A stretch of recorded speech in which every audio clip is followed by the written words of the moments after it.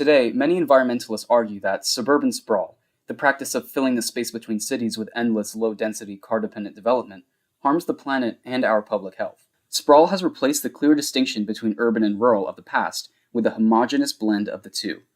It destroys ecosystems, consumes farmland, and contributes to multiple diseases, from asthma caused by pollution to obesity caused by driving everywhere. The urbanist community has been advocating for a return to denser, walkable communities. This would bring multiple benefits, from reducing the physical human footprint on the planet, to reducing emissions from vehicles and infrastructure, and make everyone healthier by improving air quality and letting people be more active. Given this environmental and health-based argument against modern suburbia, it might surprise you that some of the first suburbanites were actually environmentalists. People like famous American architect Frederick Law Olmsted advocated for low-density neighborhoods located outside city centers to improve public health, give people better living conditions, separate housing from factories, and bring people closer to nature. But some of these advocates went a little farther and thought up perfect suburban utopias that could solve all the problems of modern society. They were part of what was called the Garden City movement, and its proponents argued that it would allow us to get the benefits of the modern city while getting none of the downsides. The first suburbs emerged in response to the deplorable conditions of cities at the end of the 19th century, but they would quickly transform from peaceful garden cities into asphalt prairies in just a few decades. The word suburb traces its origins all the way back to Rome, but the modern notion of a low-density town where people commute into the city for work and recreation is new. This is because transportation technology wasn't sophisticated enough to allow for consistent, fast commuting into and out of cities for most of human history. The first American suburb formed in New York City in 1814, after the steam ferry connected Manhattan Island to Brooklyn Heights across the East River. Later, the railroad and streetcar would allow suburbanization to spread farther from central cities. But while these suburbs offered city amenities in a countryside setting, they weren't without problems. Mainly, they were only for the middle or upper classes. They weren't much more than gated communities. Many, like Levelland Park in New Jersey, 1 hour from New York City by train, surrounded the neighborhood with fences, gates, and rows of trees to wall out visitors from the city. In 1878, New York journalists were commenting on how the city center exclusively housed the very rich or the very poor, while the middle classes lived in the suburbs, a phenomenon that persists to this day. Many of these early suburbs were advertised based on their access to nature. Billed as an escape from the city while still in the city, they were an alternative to the wealthy's traditional country estates. The demand for this came from the growing idea in the upper middle class that cities were becoming uncivil and barbaric, and that society needed to return to traditional country living. These early suburbs included many other characteristics that we still have today, like curved streets, irregular lots, and restrictions on density to preserve rural character and keep out poor and minority residents. But while streetcar suburbs were growing out of major cities across the world, an ordinary, completely unknown London stenographer named Ebenezer Howard was formulating his idea for a utopian suburban experiment, the Garden City. Howard was born in 1850 into a rather unremarkable life. His parents were middle-class shopkeeper types, and he bounced between jobs clerking for most of his life. He was basically a nobody until he began advocating for the Garden City in 1898, at almost 50 years old. But why was Ebenezer Howard's suburban dream so different from those that existed before? Howard wanted more than a nice place to live for those who could afford it. He viewed the Garden City as a golden key to solve society's problems for the rich and the poor. This was because he and many others thought overcrowded cities were one of, if not the biggest cause of social issues. When discussing why Howard's idea was so revolutionary, Lewis Mumford, one of his most prominent followers, wrote this: "The Garden City is not a suburb, but the antithesis of a suburb. Not a mere rural retreat, but a more integrated foundation for an effective urban life. It was not meant to be a place where the wealthy can escape the city, but a new society where everyone benefits." To formulate his idea of a perfect society, Howard took inspiration from the many utopian schemes that came before him. The idea of a perfectly planned community had existed for centuries. Possibly the first planned utopia in this sense is Leonardo da Vinci's plan from the year 1490 to divide the Italian city of Milan into 10 satellite cities, limited by population to reduce overcrowding.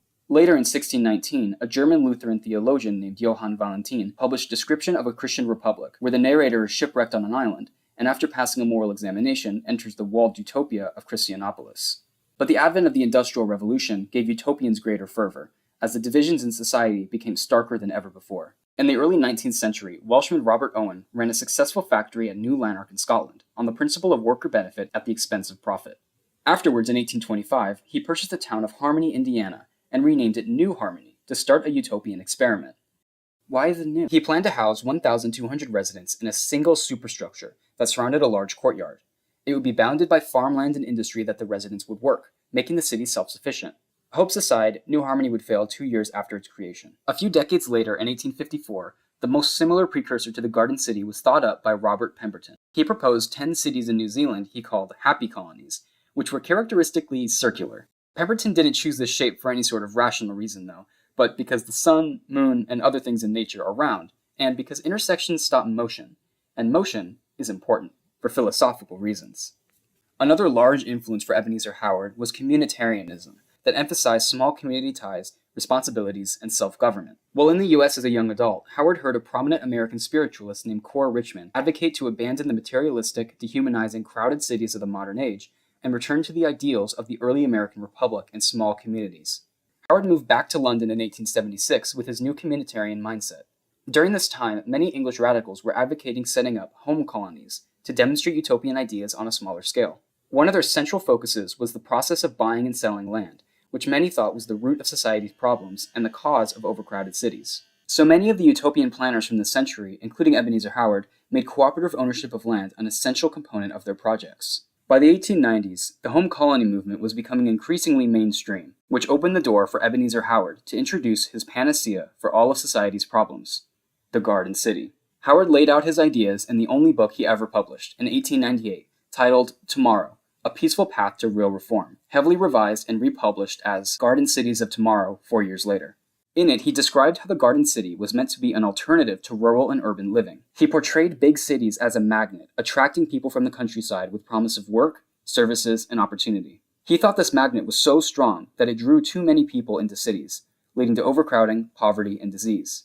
But Howard knew that you couldn't simply convince people to move back to the countryside and abandon all the urban amenities they had gotten used to. So he wanted to create a third magnet, the Garden City, that offered residents all the benefits of cities, close proximity to a lot of people, access to large institutions, etc., but without any of the downsides. It would allow them to live closer to nature in a more equitable system through cooperative ownership. The Garden City was meant to look like this: a circle.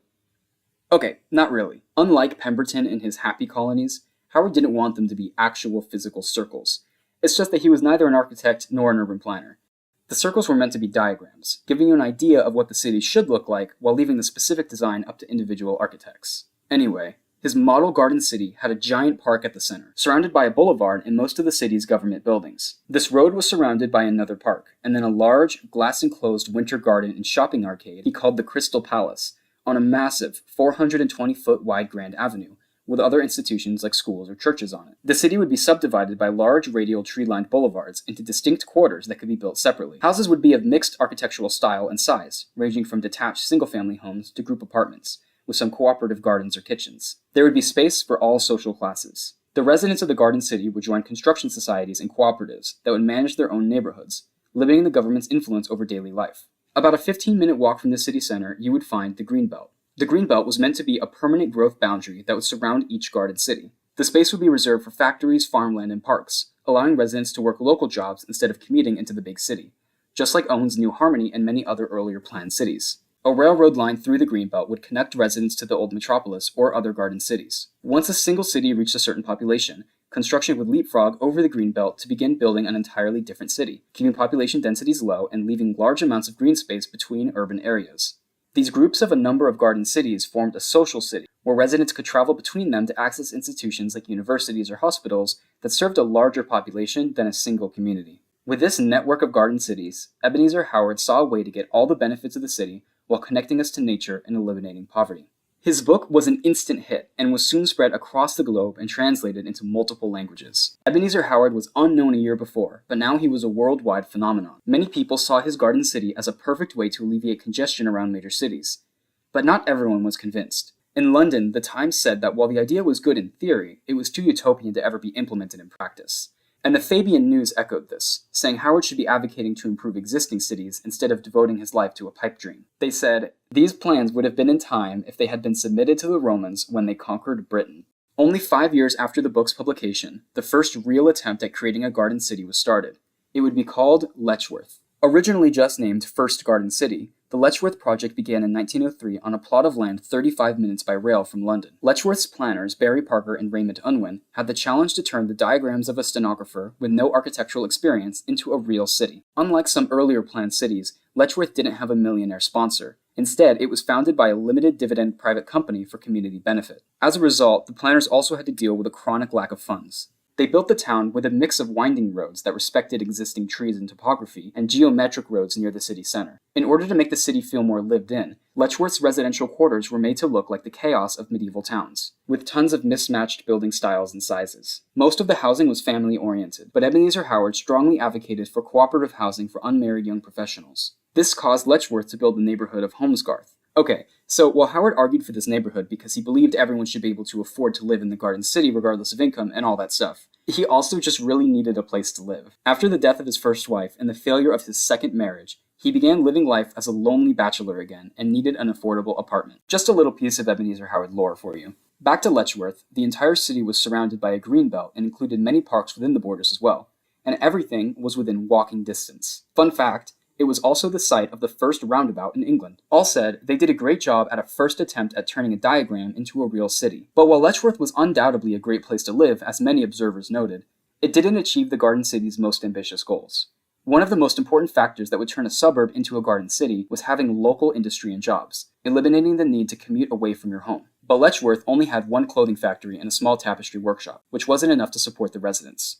The next great project for Howard's disciples was Second Garden City, or Welwyn. It offered a chance to learn from Letchworth's mistakes.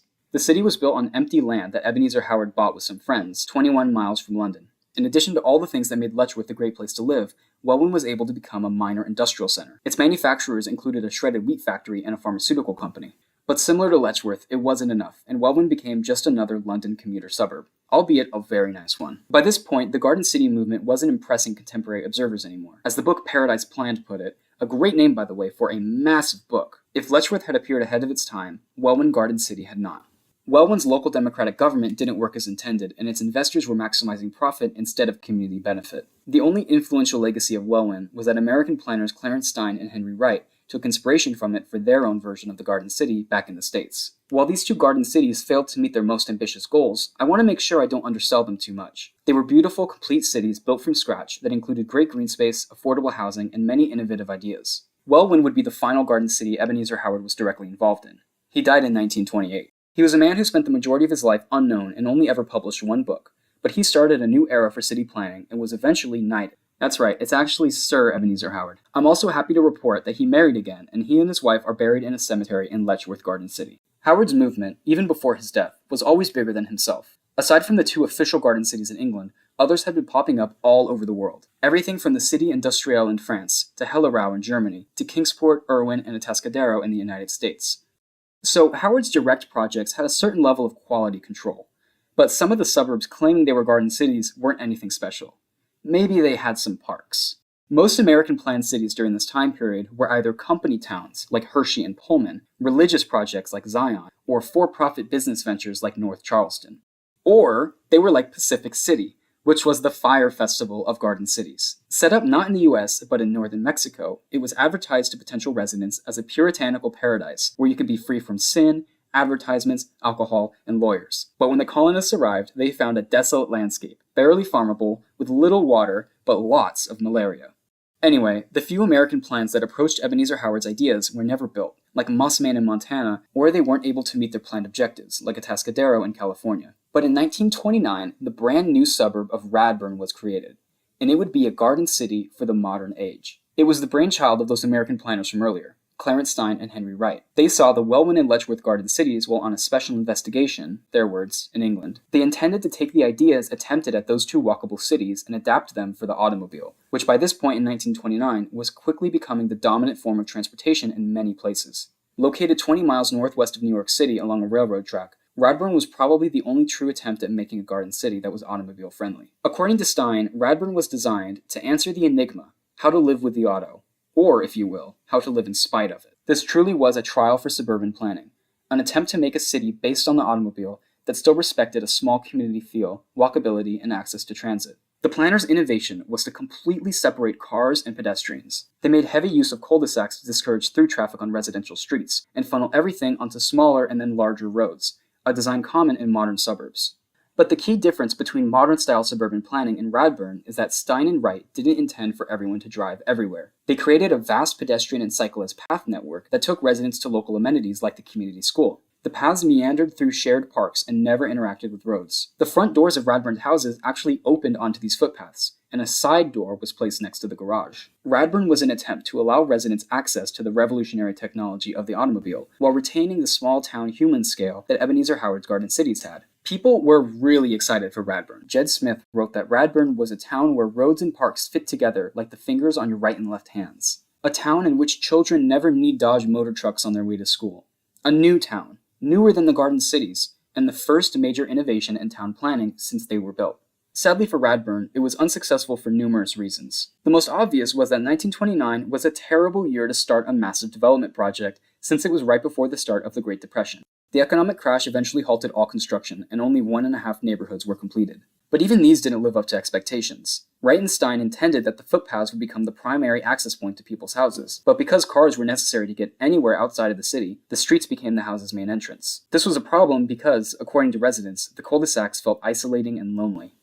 Radburn's planners had a different vision of suburbia compared to what America would adopt after World War II. Architecture critic Paul Goldberger said on the 50th anniversary of the town that it was at the crossroads of two utopian dreams, that people would give up some of their private suburban land in exchange for much larger, shared open space, and that a way would be found to control the automobile. The years since have shown, sadly, that the faith Radburn's makers had in these dreams were largely displaced. Few later suburbs followed Radburn's ideas, and today Radburn appears like an earnest and naive experiment. While there were a few Radburn-style garden cities built during the 1930s as Depression-era construction projects, an entirely different type of suburb was about to sweep much of the Western world, the type we still have today. The modern suburb was based on the principle of dispersing residents as much as possible on the back of the automobile. Many features of Ebenezer Howard's Garden City, such as a walkable scale and a recognizable community center, would be made impossible by the massive distances required by the car. What's interesting is that car-dependent suburbia was actually initially supported based on Garden City ideals. Swiss-French architect Le Corbusier said he was creating a vertical garden city when he proposed his plan to bulldoze much of Paris and turn it into a dystopian megaproject. And American architect Frank Lloyd Wright argued that car-dependent suburban sprawl was going to provide the benefits of both city and country, just like Ebenezer Howard wanted. But while Howard wanted to do this by creating pockets of urban living in a rural setting, with a clear distinction between the two, the new suburban planners wanted to do this by eliminating the distinction between city and country entirely, turning the entire continent into one massive, singular city. As Frank Lloyd Wright put it, the goal was to let the auto take the city to the country. By the end of World War II, garden cities had lost most of their relevance. Federally backed loans and cheap housing costs caused millions of Americans to move out of cities that had been run down by the Depression into new suburban homes. With this unprecedented demand, smaller development projects were shunned, and instead it became the norm to create massive suburbs with standardized architectural styles. This made the unique architectures of different garden city neighborhoods a thing of the past. Howard's garden cities weren't able to solve the problems of industrialized society, like many of their early proponents had hoped. It turned out that most suburbs that called themselves garden cities only used the name as marketing, or adopted one or two garden city concepts. None had significant community ownership, which was always supposed to be essential. Even the projects most directly related to Howard, like Letchworth and Welwyn, were unable to become true garden cities as intended. They went the way of the others and never made it past being dependent on a nearby city. And it's sad because the period between 1900 and 1940 offered a chance at creating truly healthy suburbs, but even the garden cities weren't able to reconcile with the automobile. One of the original garden city planners, Barry Parker, eventually himself became convinced in the American-style suburb when he tried to build Wythenshawe, the final garden city near Manchester in the 1930s. He built a large expressway through the center of it, which backfired when it was extended past the city and flooded it with through traffic. While the 1940s saw the end of the garden city's cultural peak, recently many of the urbanist movement have looked back to them. Maybe not as a utopian project, but as an example of a city where work, recreation, housing, and green space are all available at a walkable scale. Thanks for watching.